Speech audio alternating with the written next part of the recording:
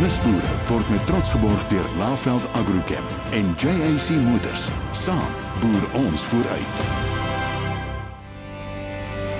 Hier sal jy boer. Hier sal jy boer.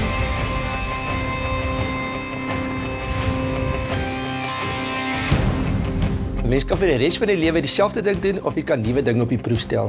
Corneille, dis korrek. Kreatiewe, innoverende mense soek die heeltyd geleenthede en dan gryp hulle dit aan. Presies. Hallo julle, vandag gesels ek met die bekende Theo Forster van Galileo Capital. Hallo, ek sien uit na hierdie gesprek. Welkom by Nuusboere. In hierdie episode van Nuusboere, vanaf 'n wynlandgoed na 'n boerdery wat vandag ter wille van volhoubaarheid op artisjokke en olywe fokus. Dis die storie van Neil en Lisa Murray, wat dig by Lady Smith in die Klein Karoo boer. Vandaar vertrek ons na Jan se Kraal, 'n blommeplaas naby Citrusdal in die Wes-Kaap. Maar dit sedertdien uitgebrei na ons land se grootste uitvoerder van die blosende bruid Protea. 'n Verskeidenheid ander inheemse blomme word ook hier geproduseer. The Flower Shed verskaf hulle blomme ook aan vername kleinhandelaars dwars oor Suid-Afrika. Hier is Corneille en Theo. Hallo julle en baie welkom by die aflewering van Nuusboere. Ons gas is iemand wat geen bekendstelling nodig het nie, Theo Forster van Galileo Capital. Hallo Theo. Hallo Corneille, ek sien uit na die gesprek.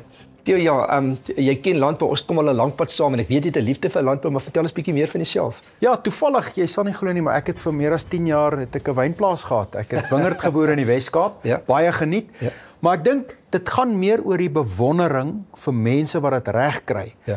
om volhoubaar te boer en kos te voorsien in 'n bekostigbare, gesonde manier op ons rakke te sit. Wel, het klink of jy besig was om wyn te voorsien, maar Theo, die agter is lekker kuier vandag. Neil en Lisa Murray se plaas dig by Lady Smith was eers 'n wynlandgoed, maar toe sien hulle geleentheid raak en begin met artichoke en olywe boer. Dit was natuurlik 'n groot besluit. Nuusboere het gaan kyk of dit 'n lonende besluit was.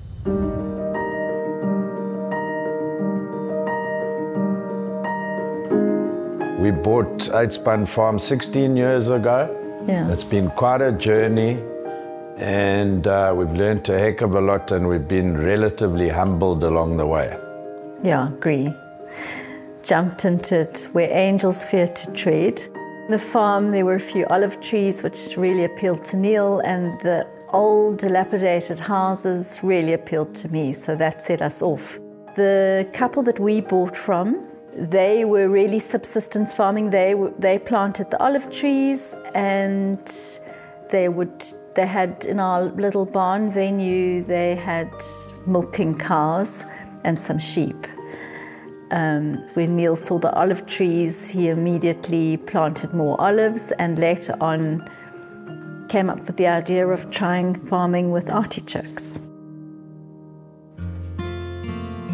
So currently, well, over the years, we've planted up in stages, and we're at about 3,000 trees at the moment. It takes 5 kilograms of olives to make a liter of oil. But if you add value to the olive, the first way you can do it is producing table olives. That is labor intensive, it's a lot of work, you've got to package it, bottle it, but it is higher value, possibly more difficult to sell. Next in line, I got a bright idea from visiting Greece and seeing amongst the olives artichoke plants. So I got quite excited about that, and much to Lisa's horror, there's now a few thousand artichoke plants. And again, it's quite a lot of work to process, package, and most importantly, actually convince someone to buy the product. And of course, by that stage, I've done my job, so it now becomes Lisa's job to sell the stuff. And she always reminds me, I've never sold a jar of olives, and she has to do all the hard yards. So originally I bought heritage seed from, I think it was Living Seed. And from there, we've never bought any more seed because the plants generate a lot of seed. So we start with seed. Oh, here's a seed. It's come out. So They're like little wind-borne. parachutes, yeah. Yeah, so if that landed on the ground, there was a good chance of an artichoke plant There they are, growing. you can see. The end of the season, the complete plant dries out and you cut it off at ground level. And next season, again in autumn, these little plants generate themselves, and pre-midwinter, they're virtually full size again, and then spring they start flowering, and there the buds start coming. Fruiting, yeah. And that fruiting period typically lasts maximum 2 months, about 6 weeks to 2 months. And in those 6 weeks to 2 months, there's a lot of work processing them and getting them ready for sale. And we've discovered that there's high protein content that makes it a great fodder. And then you start getting into the medicinal side of the artichoke plant with probiotics and prebiotics, the stuff I don't understand, and antioxidant properties and liver function. Liver tonic. So it's a great plant with many, many, many uses. From crop production, as Neil mentioned, we're farming olives, and so we produce our own brand of olive oil, as well as table olives and various other spin-offs from the table olives like tapenade and salt-dried olives. And then Neil, of course, then added the artichokes, which is a great product, but it's artichokes bottled in extra virgin olive oil, which makes it a sort of a niche product. Alongside that, the crops, we have the accommodation. We have 3 separate venues. We have our manor house, our barn, and our Koppie cottage. And those bring in a more passive income in terms of the self-catering accommodation that we offer. One of the leftover buildings that we inherited was an old pigsty, which I decided would make an incredible space as an art studio.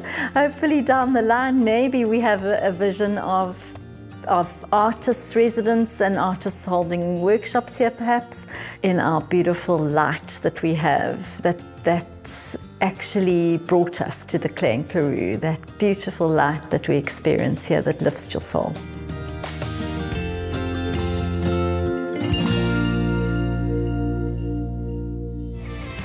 Net hierna, ons besoek 'n indrukwekkende blommeplaas naby Citrusdal.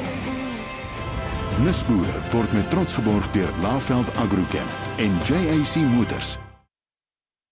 Nisboere word met trots geborg deur Laveld Agrochem en JAC Motors. Welkom terug julle. Nou gaan kuier by Jan se Kraal, 'n blommeplaas naby Citrusdal in die Wes-Kaap. Die Flowers is vandag ons land se grootste uitvoerder van die blosende bruidprotea. Nisboere het gaan inloer.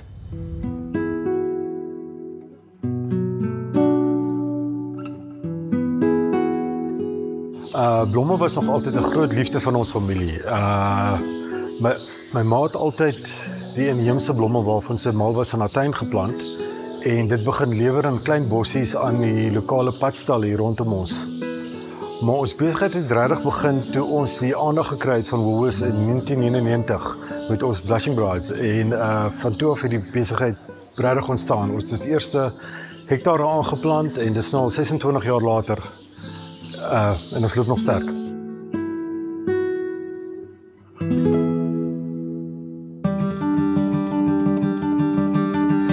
Inheemse blomme is gewoonlik in 'n Suid-Afrikaanse konteks goed soos proteas en fynbos en erikas en resteos, riete.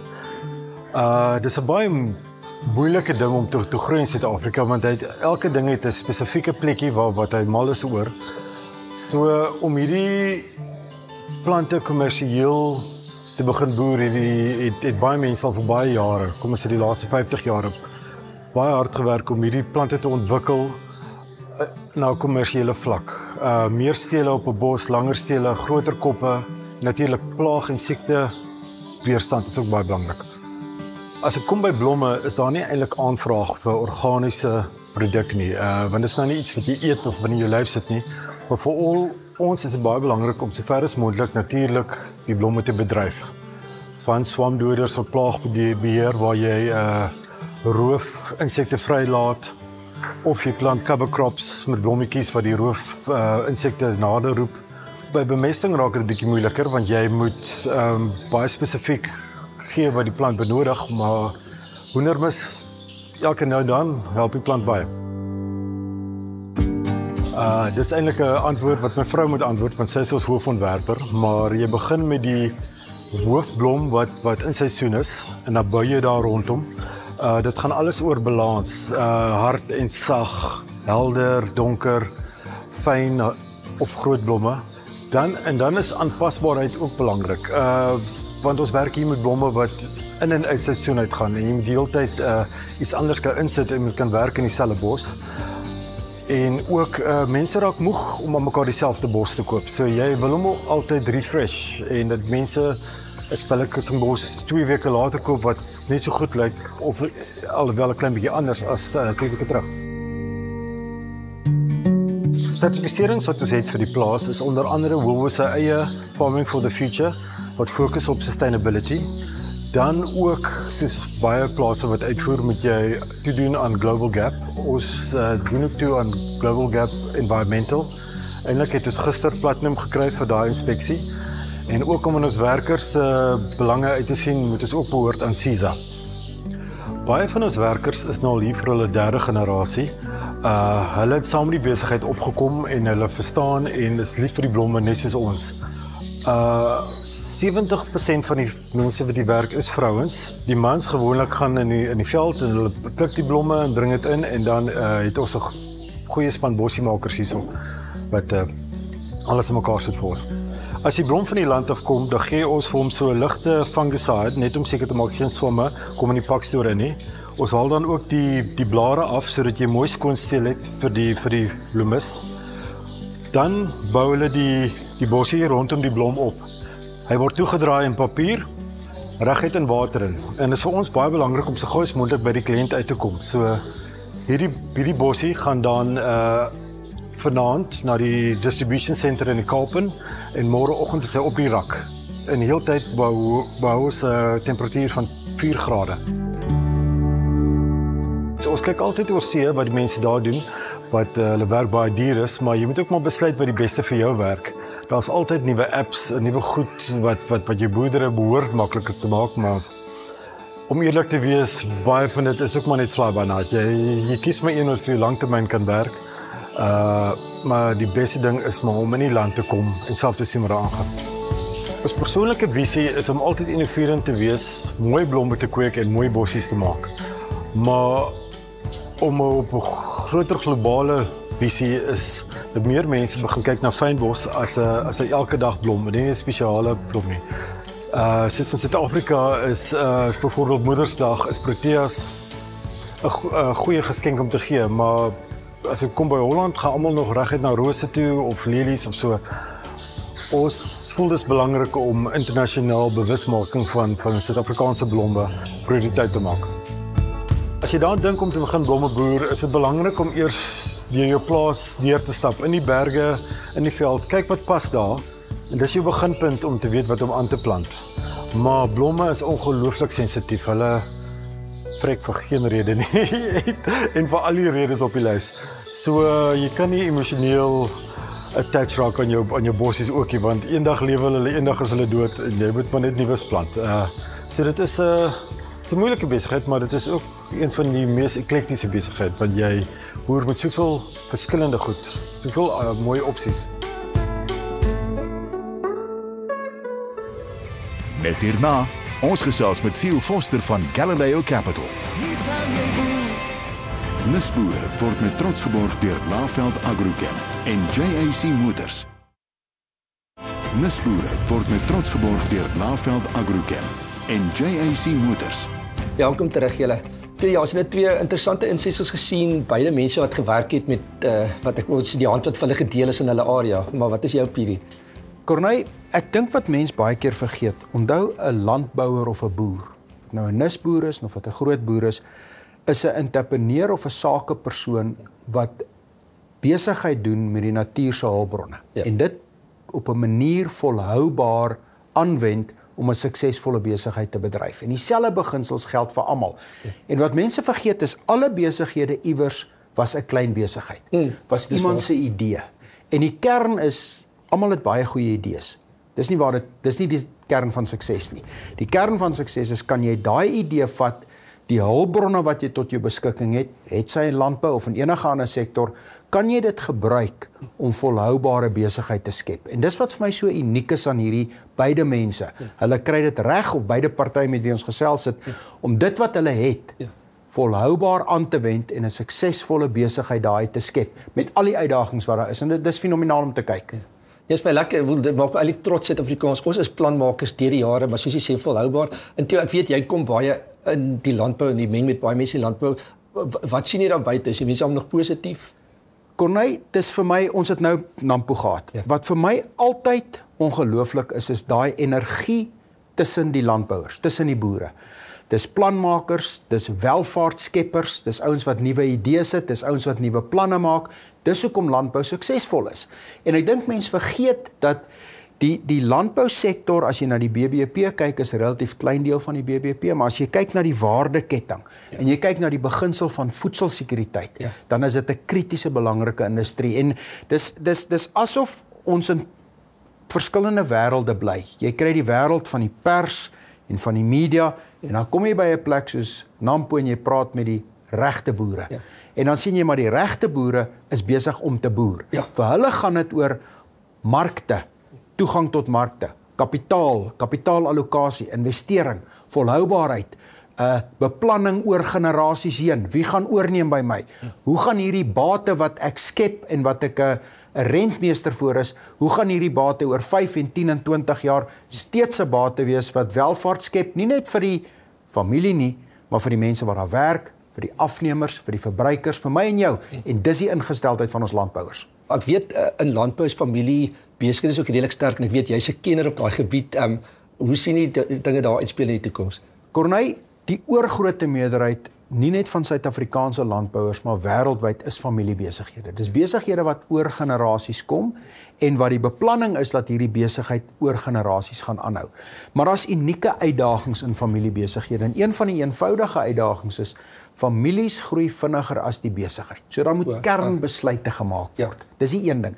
Die tweede ding is, daar's 'n besigheid het sy finansiële kapitaal, dit beteken hoe lyk die struktuur rondom skuld, rondom kontant, rondom aanwending van kapitaal, en dan die menslike element.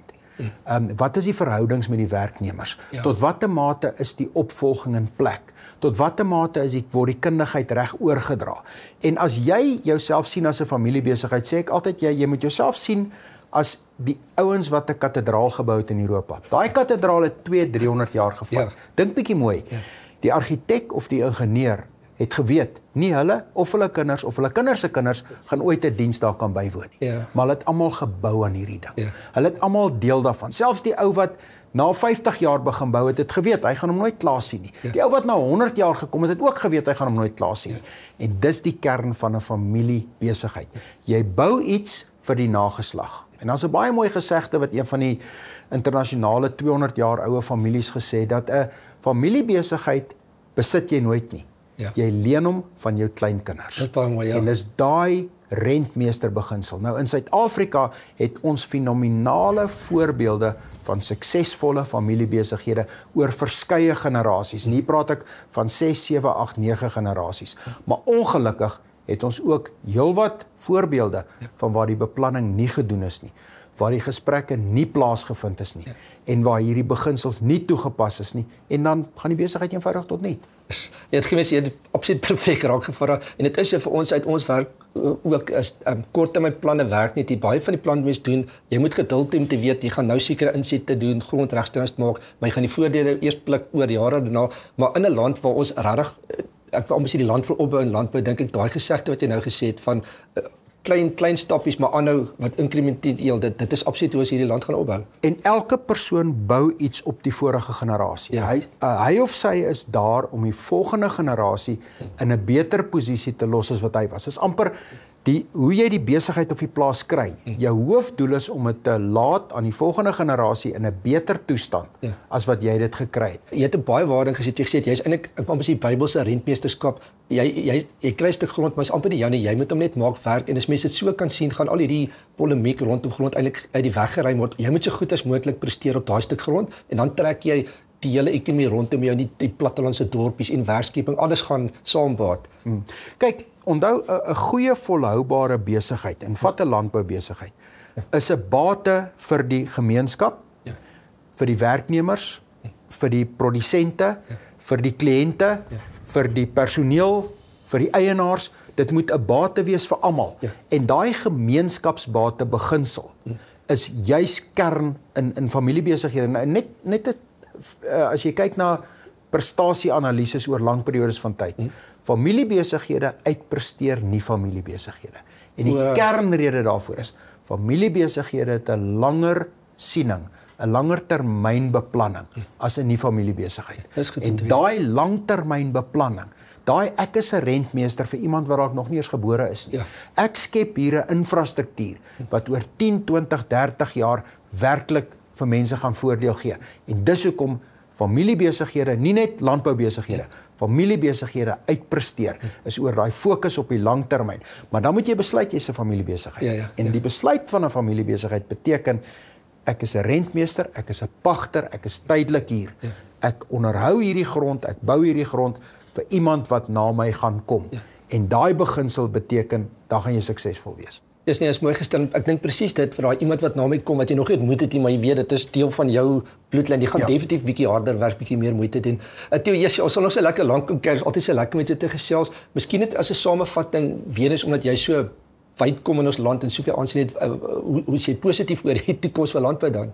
Ek is positief oor die toekoms van landbou, maar ek dink onderliggend, as jy in 'n negatiewe spiraal verval, gaan jy nie suksesvol wees nie. Presies. Beplan eerder asof daar baie druk gaan wees, asof daar wisselvalligheid is, en doen jou bes met dit wat jy het. Jy kan net hanteer die kaarte wat in jou hande is. Die regering gaan nie jou plaas vat nie. Jou buurman gaan jou plaas vat omdat hy beter boer as jy. So maak seker jy's die ou wat beter boer as die buurman. Ja, uitstekend. Baie dankie Theo. Corneille, dit was eintlik 'n baie lekker gesprek. Uitgewete dankie aan 'n spesiale gaste, julle die kykers. Mooi loop, maar net belangrik, ondersteun ons nisboere. En baie dankie ook aan al ons verskaffers wat ons ondersteun, wie se logos op die skerm verskyn. Julle maak dit vir ons moontlik om hierdie tipe programme aan te bied.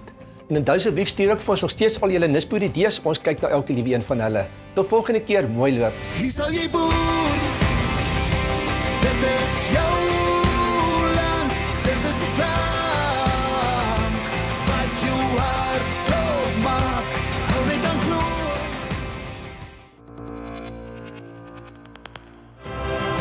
Nisboere word met trots geborg deur Laveld Agrochem en JAC Motors. Saam boer ons vooruit.